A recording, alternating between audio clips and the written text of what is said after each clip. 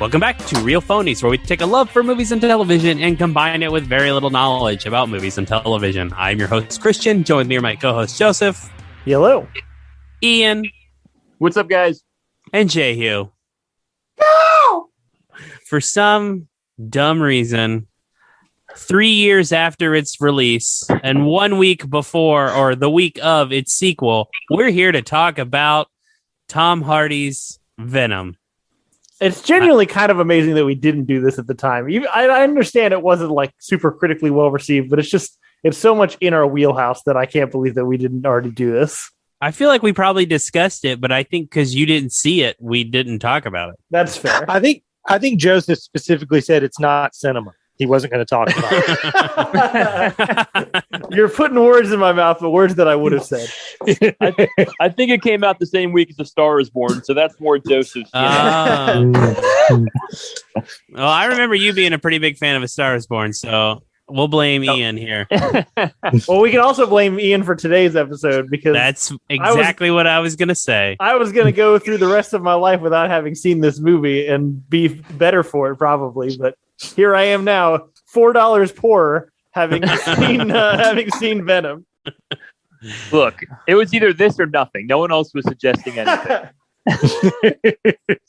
You weren't here for the majority of 2020, Ian, but we came up with a lot of shit over nothing, and we could have done it again.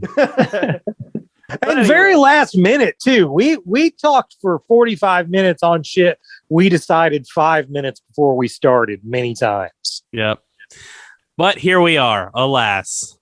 This movie is about down on his luck Eddie Brock, who comes into contact with an alien creature, which I don't know if bestows upon him superpowers is the correct term, because I don't think Eddie has any, but proceeds to convince it to not kill innocent people and fight crime, sort of, while he tries to get a lead on evil quasi-scientist guy. I'd say it does give him the power to sweat a little more. Ooh, yeah. Like, he's already pretty sweaty in the beginning, but once he has Venom, he sweats a little more. Perpetually sweaty. Able to eat ketchup on everything. Right. This movie has Tom Hardy. I'm going off memory here. I haven't seen this movie since I saw it in theaters opening weekend. Riz Ahmed, Michelle Williams. Is that who the chick is? Correct. Yep. Jenny Slate, and that's all the important people. I don't think there's a lot of other important people. You just named all the people I remember from it, and I watched it today. Well, I need to just say, I would not have remembered Jenny Slate's name had Joseph literally not told it to me 2 days ago. So He does deserve some of the credit. What do we think of this movie, guys? Okay, I watched it a couple days ago because I'm getting psyched for trying to get psyched for the second one, and I had only watched it once in theaters, so it was like the second time I saw it, and it is worse than Transformers. I think the problem I had with this movie is he does not become Venom until 1 hour into the movie, and the first hour of that movie is kind of fucking boring.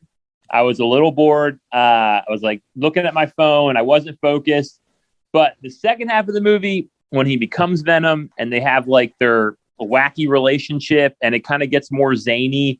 I think the CGI is okay. It's not the best I've ever seen, but I like it a lot more. So I'm excited. This one, it makes me excited for the second one because I feel like the back half of this movie is a lot stronger than the front.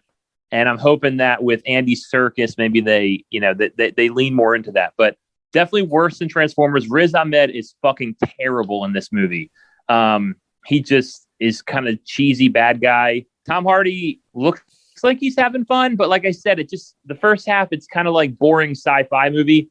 The second half, though, I do enjoy it more. Michelle Williams is fine. Jenny Slate's fine.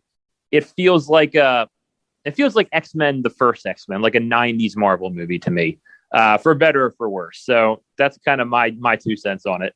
Definitely. It's got a very early 2000 superhero movie vibe to it. I was going to say that if I like woke up from a coma right now and I was unaware of who Tom Hardy was. And somebody showed me this and said, man, this movie was made in 1996. Look how accurately it predicted cell phones and internet and stuff like that. I'd be like, yeah, that must be what this is. Because there's no way this movie was made right now. You know, like it is such like a 90s, like it's the same sort of thinking that got Steel made. That said, I enjoy this movie. I know you guys don't really hang on a fucking second before you even say one more word. You just said to us 5 seconds ago that you didn't even fully watch this movie. What percentage of your attention do you feel like you gave it? No, I said I didn't fully watch it this time when I watched it today. When I watched it before in the theater, I watched it and I thought it was fun. I think like everybody in this movie, you can like see why they took the part. You know what I'm saying? Like, you know, Michelle Williams was very much as like, well, this is how you keep your name out there. You take one of these movies. What's the actor who plays the bad guy's name again? I'm sorry. Riz Ahmed. Yeah, it was very much as like, well, this is where I am right now. I got to do one of these movies. Jenny Slate I got a house was to buy. right. Jenny Slate was very much, if I take this one, maybe I'll get into a better superhero movie. And I think she did. She got into Lego Batman after this, right? Or was that before? I don't know. Time's weird when you get older. But Tom Hardy, 100%, I think the reason he took this movie is that it was lower stakes than if he had taken like a Marvel movie or if he had, you know, tried to do a movie with Bane or something like that. It was very much like, nobody's going to give a shit what I do with this, so I can just act weird. And it's pretty fun. I'm watching him act weird. It seems like he had fun watching this movie. Doing this movie. Yeah, I think again, I haven't watched this movie in 3 years. So my opinion walking out of the theater was, yeah, what a waste of my time and my money. And I'm not going to say I was angry, but I certainly I wasn't angry because I had no emotion for it to begin with. I had no, when you have no expectation for a movie, a lot of times that benefits the movie. But I had no expectation for this movie and I walked out and I had no expectation of how I should feel. I just was like, okay, that was exactly what I thought it was going to be. And yeah, I mean, the longer I've moved away from it, there are things that I can appreciate about it. Tom Hardy being one of them. I don't get it maybe entirely, but it legitimately seems like he loves playing this character and he wants to continue to do it. And I at least respect that. So I think that's maybe given me a more positive influence of where I think the first movie gets a lot wrong. I think there's at least some things there that are worth saving that hopefully with the right creative team, the right director, right writer, we can get right in the future, that there's enough to keep going. But this movie is worse than Transformers. I did not have a good time watching. One thing I enjoy about it is even through his arc of learning and stuff like that, Eddie's never really that great of a guy. He's kind of an asshole. He loses his girlfriend her job. When she's dating the new guy, I'm sure there was a temptation to make the new guy some kind of jerk or something. But the new guy is so much of a better guy than Eddie. Like, I also love that touch. Yeah, I like that. Definitely stay with that dude. The new boyfriend's usually an asshole, but they actually just swerve and they make him actually the nice guy. And yeah, you're right. Eddie Brock is totally an asshole. I like that even after Eddie comes to understand that he's like a better guy than he is. And he like is being really nice to him, like well above and beyond what is required of him as a human being and a doctor. Right. Even still at the end of the movie, he's still like, yeah, maybe I'll screw him over. Look, this movie's bad. It's worse than Transformers. I mean, I don't even know who among us thinks that it has the best opinion about it, but I think we all think it's worse than Transformers. I do not. I think it's better than Transformers. Okay, well, you're wrong. But, it does. It takes a literally almost exactly on the nose an hour for like Venom to actually appear on screen. Before that, it's just really bad writing and someone telling Tom Hardy that he can do improv and he can't. And then the last half of the movie is a bunch of indecipherable CGI whippy nonsense that looks like shit. It looks like it was made in 1996 with the fucking Spawn movie or something. That said, there's a little tiny bit in the middle and at the very end where, you know, it's Tom Hardy like just having like his little chats with Venom, and I like their little dynamic. It's dumb, but it's kind of fun. It's the only bit of this movie that I think is redeemable, and theoretically, it's really the only thing that's going to be carried forward. Hopefully, the effects are better in this one, but you know, if there is something that went right with this movie, I'm glad it was kind of the fundamental bit of what this whole character is about. I will say this. I mean, I'm not grading on a curve with this. I legitimately enjoy this movie more than I do Transformers. I would watch this again before I watch Transformers. It is shorter than Transformers. It's shorter than Transformers. But I think a lot of my positive opinion on it is I definitely think this is a superhero movie that they made for like 14-year-old dudes, not like 35-year-old dudes. And I think they nailed that shit. I think if everybody here was 14, everybody would think this shit was awesome. Yeah, I mean, it certainly is that. And in that regard, it is refreshing. I mean, I'm certainly tired of superhero movies that take themselves too seriously. And at no point does this movie take itself seriously. Like, it very much knows what it is. And again, I didn't like that at the time, but I can at least respect that. See, I don't agree. I think it wants to lean in all the way, but it doesn't. Particularly because I feel like, especially like the first third of this movie reminded me so much of the Raimi Spider-Man movie that I just watched. Like, I feel like Riz Ahmed's character is still trying, like, he's not a cackling, maniacal, evil villain, though he should be. Like, there's no reason for him to, like, try and play it as, like, oh, I'm, like, just kind of a corporate asshole who's, I don't know, like, I feel like, no, I'm not saying that he's the right character, like, the right casting for that character in general, but I also just feel like, I don't know why they decided to underplay that role when, like, nothing about this movie is subtle. Like, just fucking have fun with it, I guess.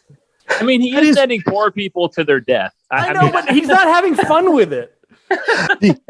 I mean, except for the scene where he starts talking about the Bible, like, there's never a point where he's like an over-the-top 90s Batman villain. And I agree, that's a missed opportunity. Man, again, there's a part of me that feels like they bought a script and then started making a movie and then at no point went back to hire a writer to like do anything with the script because it just reeks of rough draft. Speaking of that monologue, there's a bit where he's talking about how Isaac is the hero in the Abraham sacrificing Isaac story, but never really elaborates why.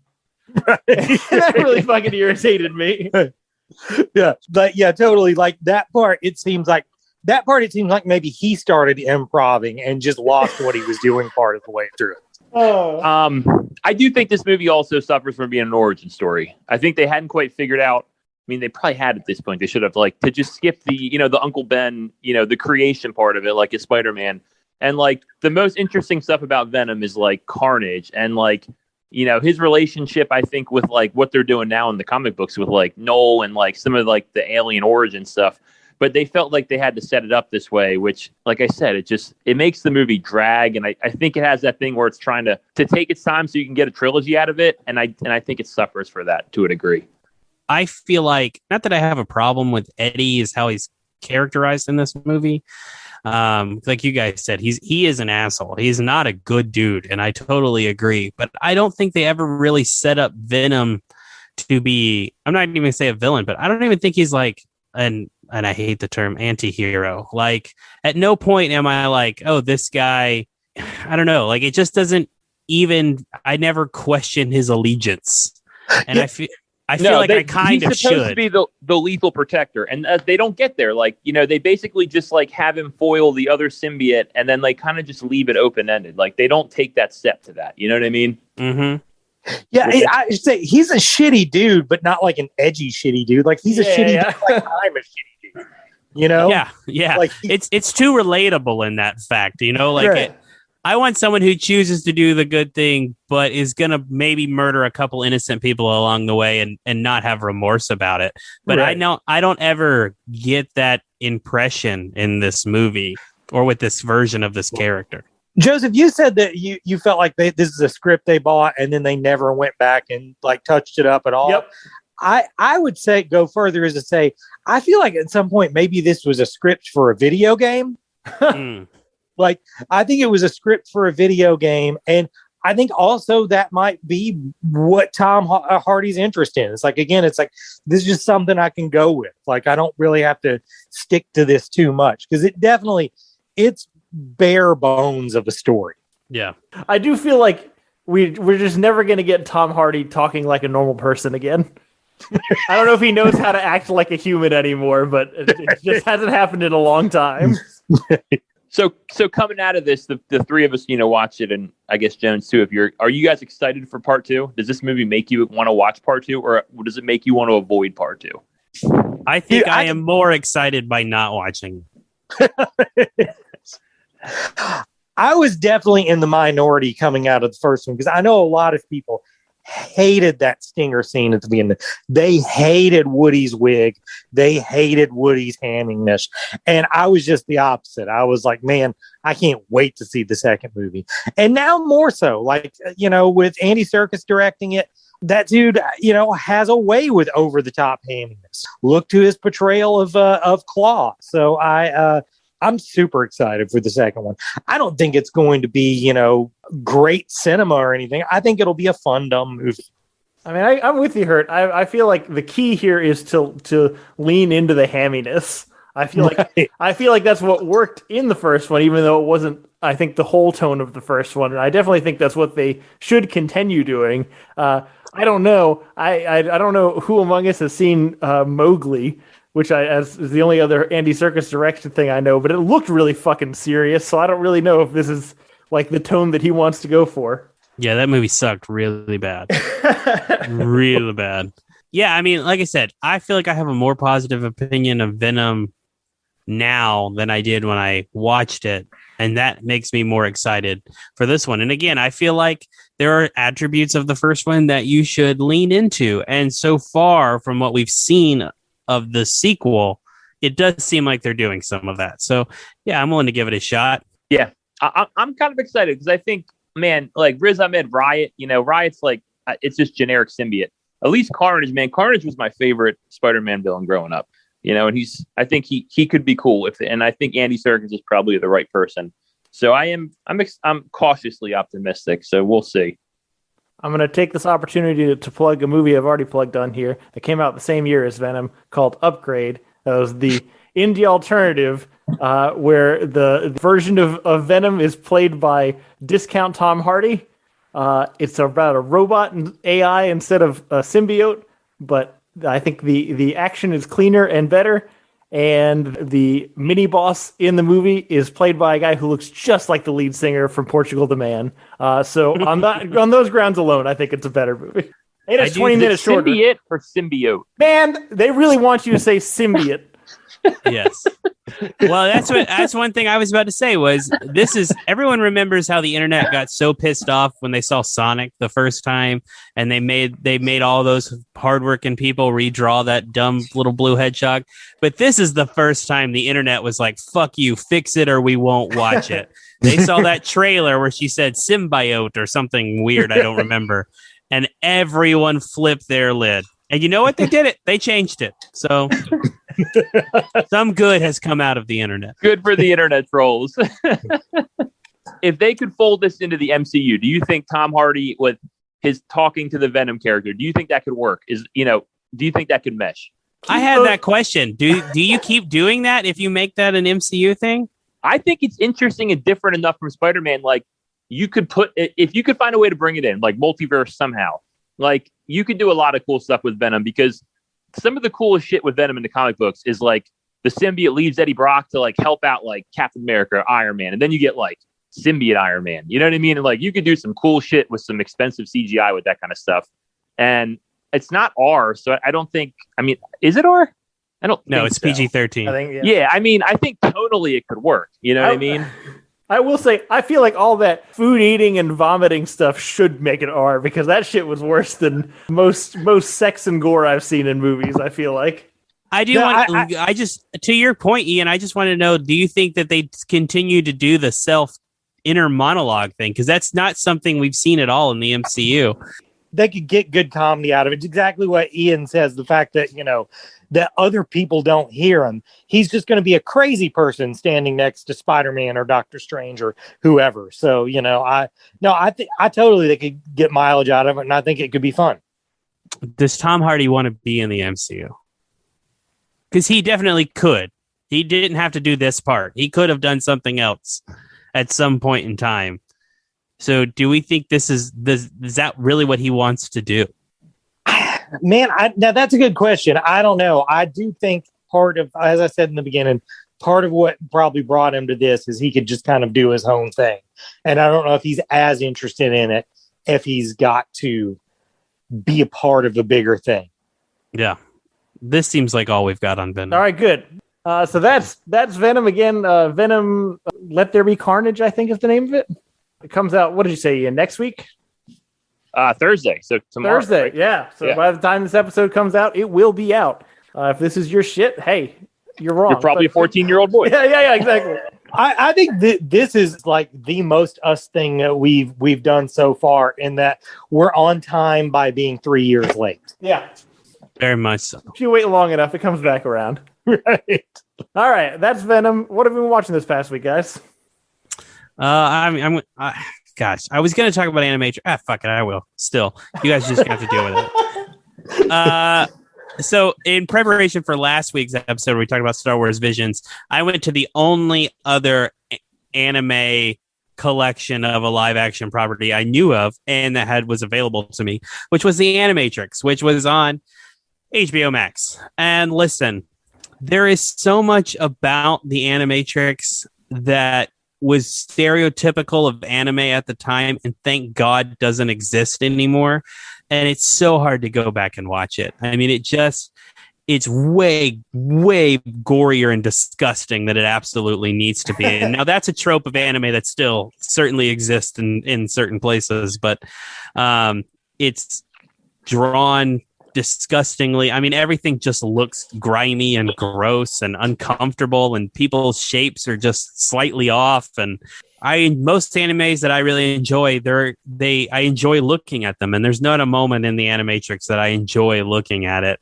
The biggest thing I can really think of is when you watch it, it's like they watched Aeon Flux, which is Ian, I don't know if you know what that is. That's a old school anime. Isn't that Charlize Theron? She made the live action movie. That is terrible, but yes. It's like they took that show and thought, well, this is kind of like Ghost in the Shell, which is also like The Matrix. So we'll just make an hour-long episode of this, but it'd be Matrix shit. And yeah, it just doesn't work. It's bad. It's worse than Transformers. Don't watch it. The other thing I watched this week was Midnight Mass on Netflix. This is Mike Flanagan's new show. He made Dr. Sleep, Haunting at Hill House, Haunting at Bly Manor. This is the first original thing he's done. It's not an adaptation of anything. It's a 7-episode miniseries. And that guy is probably one of my favorite directors working today. He wrote the first draft of It Chapter 1, which I like that movie. I like everything he's made. And what I was really excited about this was all the reviews were like, it's, Mike Flanagan not suffering to the works of other people. This is his own thing, and it's his scariest. And look, it's fucking great. It really is fantastic. But I should not have read reviews before, because it's not scary at all. And that's fine for me. Like, I like Haunting at Bly Manor a lot more than other people do. But people were really disappointed at the lack of scares in that. And this has even less than Haunting in Bly Manor, in my opinion. I don't want to give away the twist. It is a very kind of almost 30 Days of Night type of thing. It's an isolated village being terrorized by a creature in the night. And these people are trying to, figure out what it is, what's hunting them. And but it asks a lot of in-depth questions about death, about religion. There's like this, relationship between the Muslim family in the community and who's also the local police officer, and then the rest of which is a large Catholic population, and a lot of discussion. And one of the main characters is an atheist, and there's a lot of debate on religion and life after death and all this stuff. And it's really interesting, and it's presented through this monster movie story, and I really dug it. But if you read the review that if it's really horrifying, you can ignore that. It's not. There is one scene in like the second to last episode that's really fucked. I mean, it is real fucked up, but it doesn't make up for the other 7 hours where really nothing happens. So Midnight Mass, better than Transformers. Check it out. I watched the first episode of that too. And it just seemed like a kind of like a drama about a rundown island town. Like the first episode wasn't scary at all. And I will say one thing I didn't like already, even though I haven't seen where it comes into play. One thing I really liked about Haunting of Hill House is instead of doing a bunch of shitty makeup for the two time periods, they just cast different people in the two time periods. And this, I don't know, the makeup in this looks like something from the fucking Clumps or something. Like, it's how they make the people look older is not great. Yeah, so that is kind of a big issue. To your point, there's like a Cocoon story element in this, right? And because the makeup is so shitty, about 20 minutes in, I'm like, why would you cast such a young person? Oh, you're gonna de-age that person. Right, yeah. And I thought it's very obvious. Flashbacks. Yeah, no. Okay, right. But so spoilers for that, but right. It happens pretty quickly. Telling me that actually gets me to go back and watch it, because right now I wasn't like dying to watch the second episode. Yeah, I would say to Joseph specifically, it probably is really scary for you, because anytime the people think they see the creature like walking in the street or whatever, there's a really loud string note. And I know how you feel about sounds, so maybe you should avoid it, because that would make you jump. I thought specifically this is a Joseph jump thing.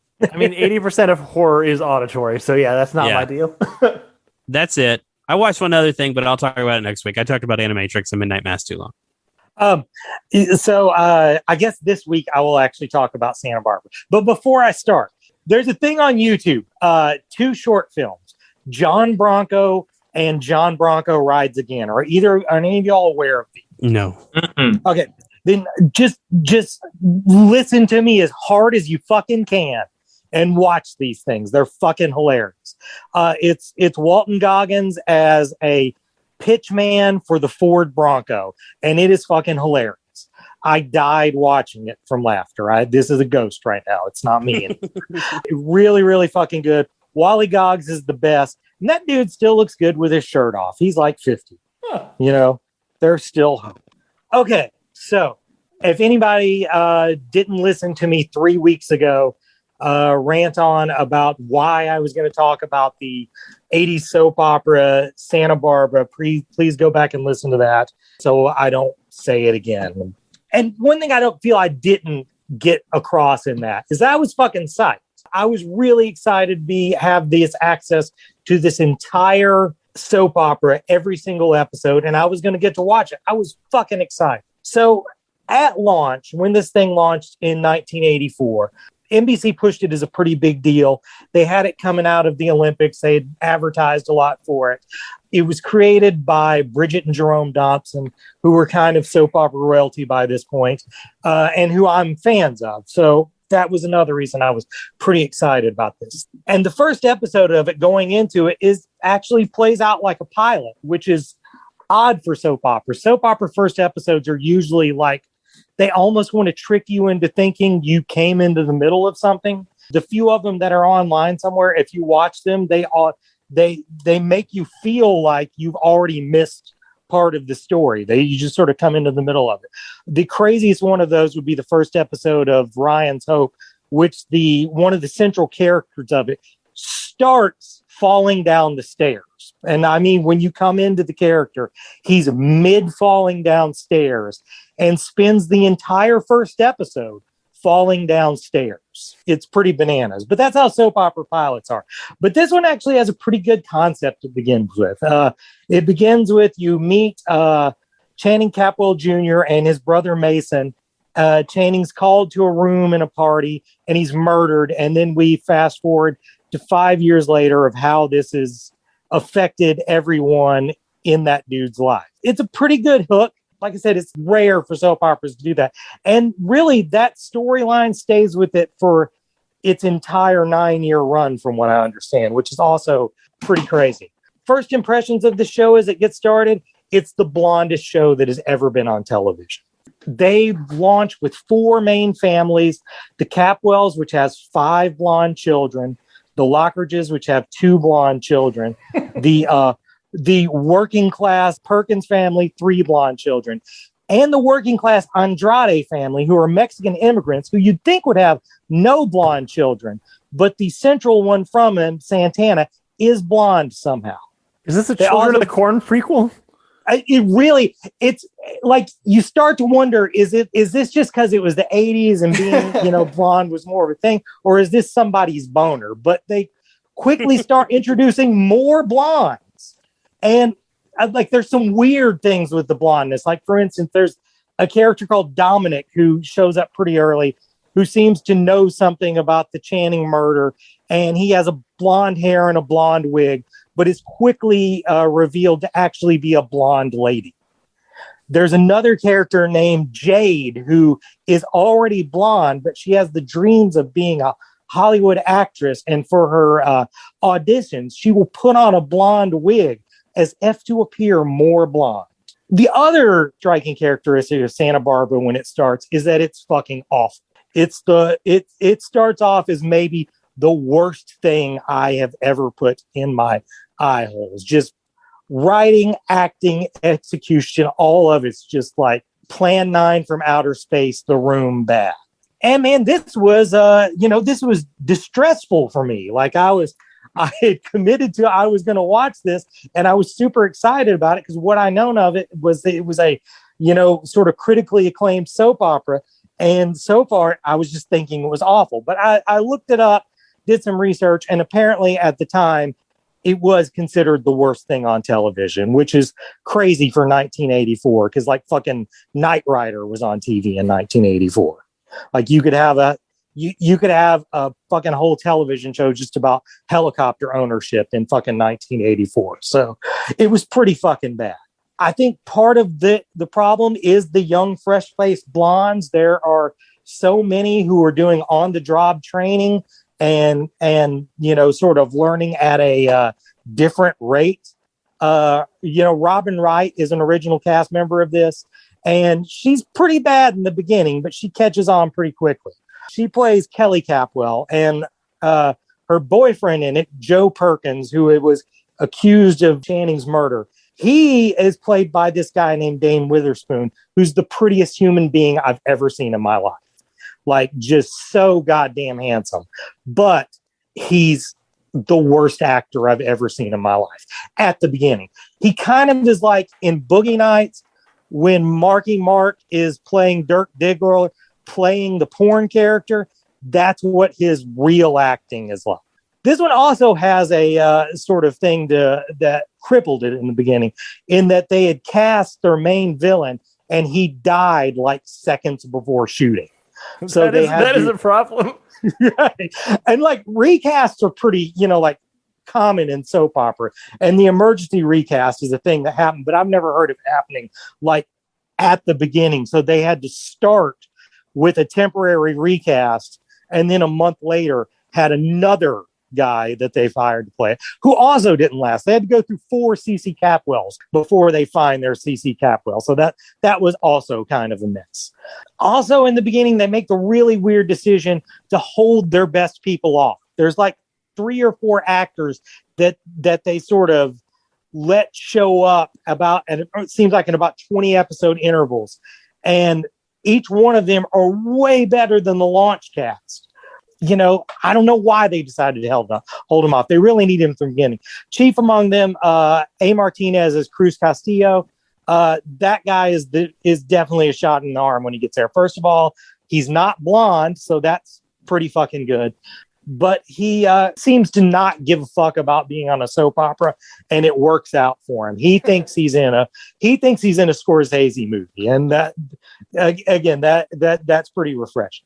Easily the best actor at launch was Lane Davis as Mason Kaplan, but he has this great sort of sarcastic delivery and just this almost like nihilistic self-hatred that he's just a delight to watch, and they have no fucking clue how to write for that guy. It takes them at least 100 episodes to figure out how to write for that dude. And then his sister Eden, when she's introduced about 60 episodes in, that really is what the show will end up being known for, is Eden and Cruz and their sort of super couple romance. But they don't understand what they've got on their hands at first, and they keep pushing Joe and Kelly. So it goes on, and it continues to be super, super bad. But one of my favorite things soap operas do is someone writing for a soap opera or whatever will go see a movie on like a Friday after work and then come back to work on Monday and say, I'm just going to do that movie on our show, or I'm just going to do that book on their show. And somebody on this show read Red Dragon over the weekend and came home and said, hey, let's do serial killers. So they do a serial killer called the Carnation Killer. And it's honest to God a fucking head injury. I swear to God. It's, like there's a character on it who's kind of villainous, named Peter Flint. He had been Kelly's fiance, but he gets a head injury in a battle with Joe. And then he starts seeing visions that cause him to kill. And what does he start killing? He starts killing blonde people. That is his MO. It sounds like that's his only option. Well, that's a good point. That's a good point, because I really think this was a cost-saving measure, too. They're like, hey, man, we got to get rid of some of this fucking cast. So I didn't even think of that. But that's the best shorthand. Like, well, we'll just have his MO is that he kills blonde people. Also, around this same time, they make the decision to recast Joe right when the dude's learning how to act. He's finally getting it together, and they just recast him. And the new guy has no chemistry with the rest of the cast, and it fucking sucks. But the Carnation Killer, kills a bunch of blonde ladies, and they get some good mileage out of it. Kelly has to defend herself with a chainsaw at one point, which is pretty happening for an 80s soap opera. And finally, it ends in a big battle between Joe and the Carnation Killer, where they kill each other. And Joe dies like definitively. And I should say up until this point, Joe is easily the main character of this show. This is many, many years before Ned Stark. This guy was the central character, and they just stone cold. Didn't you just say they recast him? They had recast him. That's true. They recast the main character? They recast the main character, and then within 2 months killed him. Like it's, But I mean, it kind of opened the show up at that point. It was sort of a new start for them. And I think I've talked about this enough this week.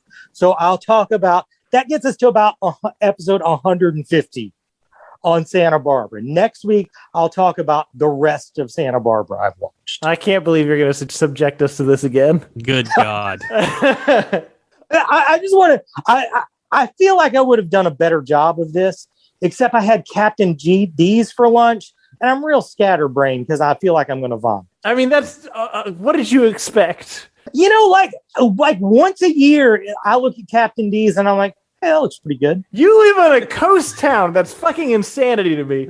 But you got to go somewhere and do something to eat real seafood. It blows my mind that we can sustain Captain D's and Red Lobster in this fucking town.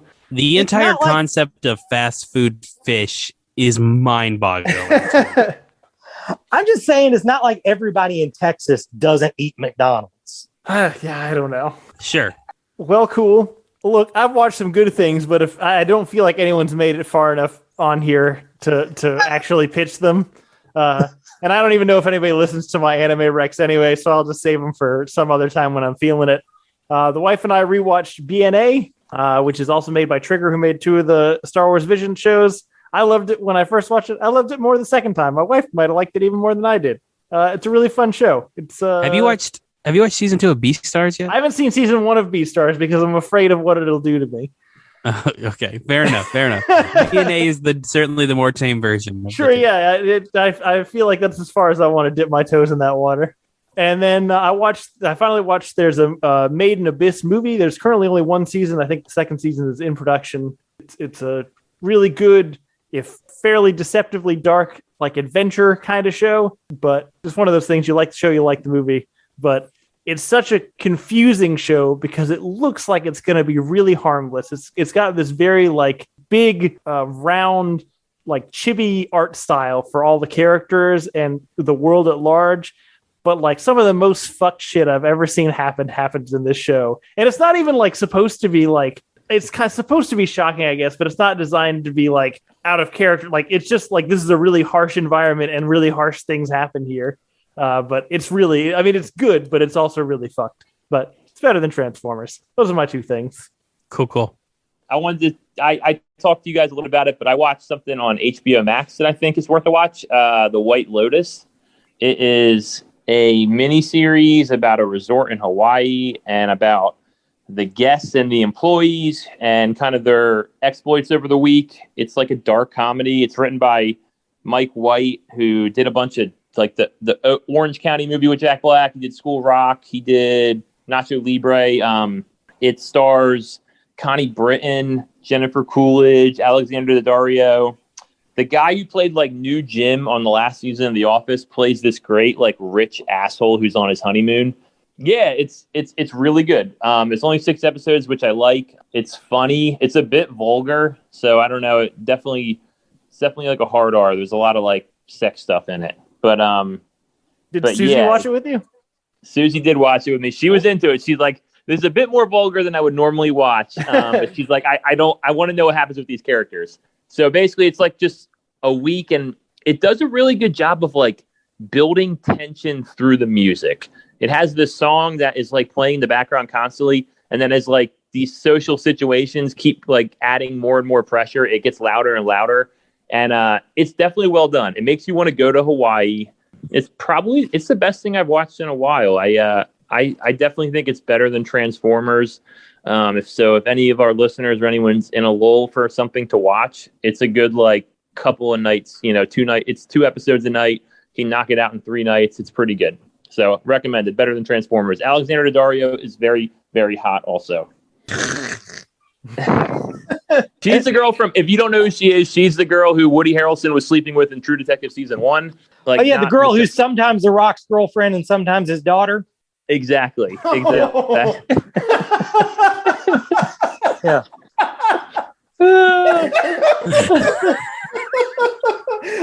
I've never thought about that, but fuck that thought. God. Yeah. Oh god damn. So Anyway, if this is from the guy from who did Nacho Libre, does that also mean it's from the guy that did Napoleon Dynamite, or am I getting my guys mixed? He might have contributed to that. I looked up his IMDb before I got on this call today, and I didn't see that one, but it's possible I overlooked it. I looked at it very quickly. Right on. Oh, so Kurt, you almost killed me there. All right, I think that's it for this week. Next week, what do we want to do? Do we want to do Venom? Like the Venom the 2? I mean, I'm not opposed to it. I could probably make time for it, but I could also do something else. Look, I don't want to listen, guys. We can absolutely do Venom 2, but it's my anniversary this weekend, and there's no fucking way I'm going to see that. Yeah, that's fair. That's not a good idea. Wait, didn't you say you're going to go see Dear Evan Hansen? We could do Dear Evan Hansen. I also don't know that I'm going to see that, but we'll see. Okay. I mean, my wife is very much in control of what we do for our anniversary, so as it should be. We'll see. Yeah, no, I don't care. I think this weekend Sarah wants to watch Dear Evan Hansen. I want to watch Venom. So if we're doing it on either of those, just let me know. All right. Well, next week, Venom or Dear Evan Hansen or something else. There's no rules here. Thanks, everybody, for listening. If you have any thoughts about Venom, if you're just glad that we talked about it, you can reach us at realphonies@gmail.com. And if you love Tom Hardy in a lobster tank, just let us know. I enjoyed that scene. You can also reach us on Facebook and Twitter at Real Phonies, and on Instagram at Real_Phonies. Thanks to Zach Evans for art and Brian Velasquez for our theme. We'll see you guys later. Later.